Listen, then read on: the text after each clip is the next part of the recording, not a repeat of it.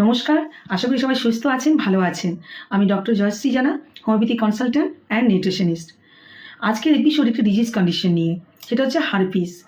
এই হারপিসের সমস্যায় অনেকে খুব ভুগে থাকেন, বিশেষ করে বয়স্ক মানুষদের খুব হওয়ার একটা চান্স থাকে।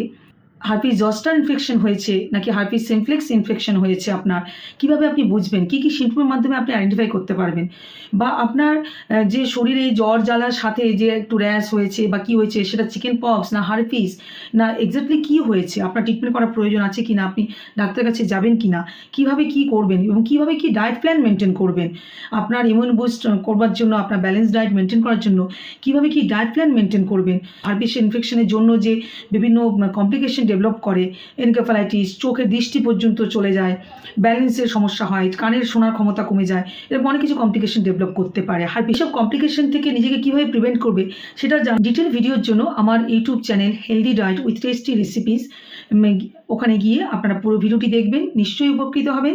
আর যদি আপনি প্রথমবার দেখছেন তাহলে প্লিজ সাবস্ক্রাইব করে বেল আইকনটি অবশ্যই প্রেস করবেন, যাতে পরবর্তী নোটিফিকেশন পাওয়ার জন্য এই আশ্বাস দিতে পারি যে আপনারা আমাকে রেগুলার ফলো করলে নিশ্চয়ই আপনারা খুব ভালো থাকবেন।